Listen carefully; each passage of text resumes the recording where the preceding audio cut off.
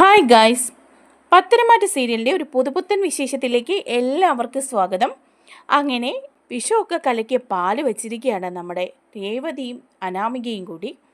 പക്ഷേ ചക്കിന് വെച്ച് കൊക്കിനെന്ന് പറഞ്ഞതുപോലെ അത് ദേവയാനി എടുത്ത് കുടിക്കുകയാണ് കേട്ടോ. അതിനെ തുടർന്നുണ്ടാകുന്ന ഒരു സംഭവങ്ങളാണ് നമ്മൾ ഈ വീഡിയോയിലൂടെ പറയാൻ പോകുന്നത്. വീഡിയോ കാണുമ്പോൾ തന്നെ ഒന്ന് ലൈക്ക് ചെയ്ത് കാണണേ, ചാനൽ കൂടി ഒന്ന് സബ്സ്ക്രൈബ് ചെയ്ത് സപ്പോർട്ട് ചെയ്യണേ. നയന നവ്യയ്ക്കുള്ള പാലൊക്കെ എടുത്ത് മേശപ്പുറത്ത് കൊണ്ടുവയ്ക്കുകയാണ്. അതിലേക്ക് അനാമികയും രേവതിയും കൂടി മരുന്നൊക്കെ ചേർത്ത് ഇളക്കുന്നുണ്ട് കേട്ടോ. ഇന്നും കൊണ്ട് ഇവളുടെ പരിപാടി തീരും. അവളുടെ അഹങ്കാരം ചില്ലറയൊന്നുമല്ലല്ലോ. രാവിലെ അവൾ എന്നെ തല്ലാനായിട്ട് വന്നിരിക്കുന്നു. അപ്പോൾ ഞാൻ ഓർത്തതാ കാരണം അടുത്ത് ഒരെണ്ണം കൊടുക്കണമെന്ന്. പിന്നെ നിങ്ങളെല്ലാം കൂടെ പിടിച്ചു മാറ്റിയത് കൊണ്ടാ. എന്തായാലും മോളെ, ഇത് കുടിക്കുന്നതോടെ അവളുടെ പണി തീരും.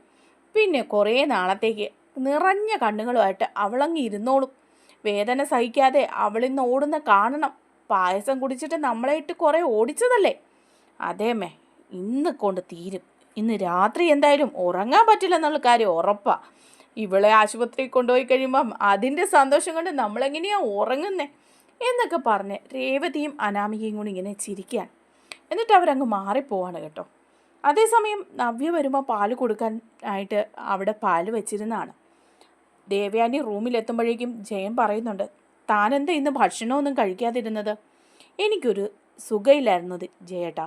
ആകെ മൊത്തം ഒരു ക്ഷീണം, രാവിലെ മുതൽ ഒരു തലകറക്കവും എല്ലാം ആയിരുന്നു. അതുകൊണ്ടാണ് ഞാൻ ഭക്ഷണം കഴിക്കാഞ്ഞത്. ഭക്ഷണത്തിനൊന്നും ഒരു രുചിയും തോന്നുന്നില്ല. താനിങ്ങനെ ഭക്ഷണം കഴിക്കാതിരുന്നാൽ എങ്ങനെയാണ്? ക്ഷീണം ഒന്നുകൂടി കൂടുതലേ ഉള്ളൂ. ഒന്നുമില്ലെങ്കിൽ താൻ ഒരു ഗ്ലാസ് പാലെങ്കിലും കുടിക്കുക. അടുക്കളയിൽ പാലുണ്ടല്ലോ, ഒരു ഗ്ലാസ് താൻ പോയി എടുത്ത് കുടിക്കുക. അങ്ങനെയാണെങ്കിൽ കുഴപ്പമില്ല, അല്ലാതെ പട്ടിണിക്ക് ഇങ്ങനെ കിടക്കരുത്. അപ്പോൾ ഉടനെ തന്നെ പറയുകയാണ് കേട്ടോ ദേവയാനി. ശരി, ജയേട്ടന് നിർബന്ധമാണെങ്കിൽ ഞാനൊരു ഗ്ലാസ് പാല് കുടിക്കാം എന്ന് പറഞ്ഞ് അങ്ങ് ചെല്ലുമ്പോഴാണ് ഡൈനിങ് റൂമിൽ പാലിരിക്കുന്നത് കാണുന്നത്. ആ പാലെടുത്ത് ദേവയാനി കുടിക്കുകയാണ് കേട്ടോ. ദേവയാനി കുടിച്ച ശേഷം റൂമിലേക്ക് പോവാണ്. റൂമിൽ ചെന്ന് കഴിയുമ്പോഴേക്കും ദേവയാനിക്ക് വയ്യായിക വരികയാണ്. വയറിനൊക്കെ ഭയങ്കര വേദനയാകുവാണ്. തലവേദനയും ഛർദിയും എല്ലാം കൂടി വരുമ്പോഴേക്കും ദേവയാനി ആകെപ്പാടെ മരണവെപ്രാളം കൊള്ളുകയാണ്. ജയൻ ചോദിക്കുന്നുണ്ട്, എന്താ ദേവയാനി, എന്താ പറ്റിയത്? എന്താണെന്നറിയില്ല ചേട്ടാ, ഞാൻ ആ പാൽ അവിടെ ഇരുന്നത് കുടിച്ചു കഴിഞ്ഞപ്പോൾ തൊട്ട് എനിക്ക് സഹിക്കാൻ മേലാത്ത വയറുവേദന, ദേഹമെല്ലാം തളർന്നു പോവാണ്. ഛർദിച്ചിട്ട് ഓക്കെ വയ്യ. എനിക്കറിയില്ല എന്താ പറ്റിയെന്ന്. എന്തെങ്കിലും വിഷം ഉണ്ടായിരുന്നോ പാലിൽ? വിഷമോ? ആര് പാലിൽ വിഷം ചേർക്കാനാ? നീ പാല് കുടിക്കാൻ പോകുന്നുണ്ടെന്ന് ആരും അറിഞ്ഞുമില്ലല്ലോ.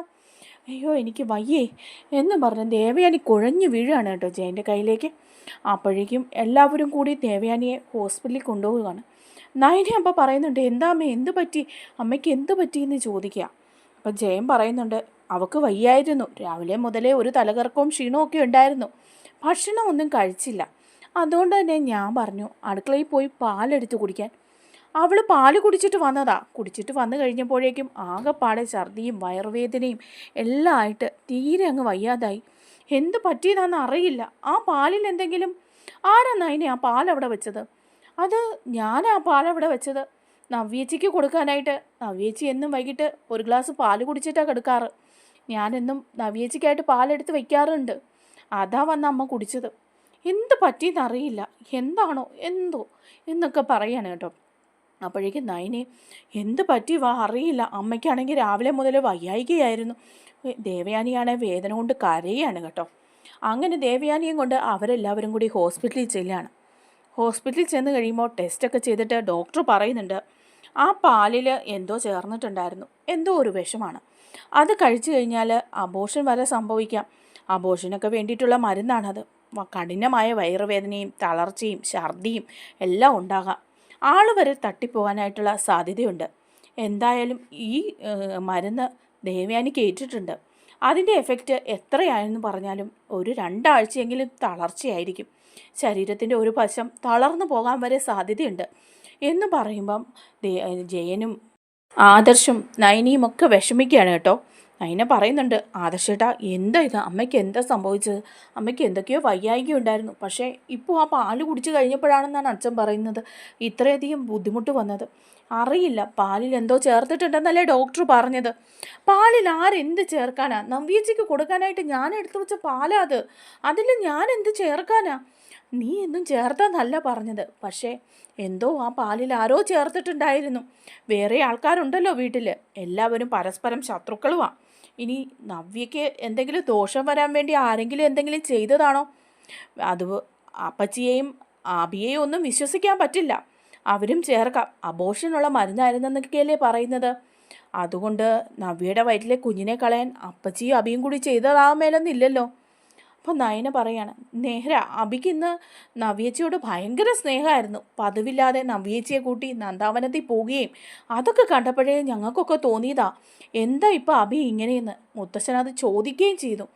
എന്നെ സംശയിക്കേണ്ട, അവർ തന്നെ ഇത് ചെയ്തിരിക്കുന്നത് എന്ന് പറയാണ് ആദർശ്. അതിനൊക്കെ ശേഷം ദേവയാനിയെ ക്രിട്ടിക്കൽ കെയറിൽ തന്നെ കിടത്തിയിരിക്കുകയാണ് കേട്ടോ. അപ്പോൾ എല്ലാവരും കൂടി ഹോസ്പിറ്റലിലേക്ക് എത്തുകയാണ്. രേവതി അനാമികയാണെങ്കിൽ പറയാണ്, ചക്കിന് വെച്ചത് കുക്കിന് കൊണ്ടുപോലായല്ലോ. ആ നവ്യയ്ക്ക് വേണ്ടി വെച്ചതാ, അവളാണ്ട് പയറ് പോലെ നടക്കുന്നു. അവൾക്കൊരു കുഴപ്പമില്ല. വല്യമ്മയാണെങ്കിൽ ഈ അവസ്ഥയിലുമായി. നമ്മളിനി പിടിക്കപ്പെടുവോ? വിഷമായിരുന്നു എന്നും അറിഞ്ഞു. രേവതി പറയാണ്, നമ്മളാന്ന് ആരും അറിയില്ല. നയനയല്ലേ പാല് എടുത്തു വെച്ചത്. നയന എന്തെങ്കിലും ചെയ്തതാണെന്നങ്ങ് സമർത്ഥിക്കണം. അപ്പോൾ ഉടനെ തന്നെ ജലജയും പറയാണ്, ശരിയാണ്, നമ്മൾ ഈ അറിഞ്ഞ വിവരമൊന്നും ഒരിക്കലും പുറത്തു വരരുത്. ഇതെല്ലാം നമുക്ക് ആ നയനയുടെ തല തന്നെ കൊടുക്കണം. ജാനകി ഈ വിവരം ഒന്നും അറിഞ്ഞിട്ടില്ല. അതുകൊണ്ട് നമ്മൾ 3 പേരും അല്ലാതെ വേറെ ആരും ഇതറിയാൻ പാടില്ല എന്ന് പറയാണ് കേട്ടോ ജലജ. എന്നിട്ട് ഹോസ്പിറ്റലിൽ വെച്ച് നയനയെ കാണുമ്പോഴേക്കും എല്ലാവരും കൂടെ ചെല്ലാണ് നയനയുടെ അടുത്തേക്ക് ദേഷ്യത്തോടെ. ജാനകി നയനയെ പിടിച്ചിട്ട് ചോദിക്കുകയാണ്, എടി നീ എന്താടി ആ പാലിൽ ചേർത്തത്? ഏടത്തി കുടിച്ച പാലിൽ നീ എന്താ ചേർത്തതെന്ന്. അപ്പം നയന പറയാണ്, ഞാനൊന്നും ചേർത്തിട്ടില്ല, ഞാൻ നവ്യേച്ചിക്ക് എടുത്ത് വെച്ച പാലാണത്. നവ്യേച്ചിക്ക് എടുത്ത് വെച്ച പാലാണ് പോലും. എന്നിട്ട് നീ എന്താ ആദ്യം ചേർത്തതെന്നാണ് ചോദിച്ചത്. അപ്പം ജലജ പറയാണ്, നവ്യയ്ക്ക് എടുത്തു വെച്ച പാലായിരുന്നല്ലേ, അതിൽ നീ എന്തോ വിഷം ചേർത്തില്ലേ? നിനക്ക് ഒരു കുഞ്ഞില്ല വിവാഹം കഴിഞ്ഞ് ഇത്രയും നാളായിട്ട്. അതിനുശേഷം വന്നാൽ നിൻ്റെ ചേച്ചിക്ക് കുഞ്ഞുണ്ട്.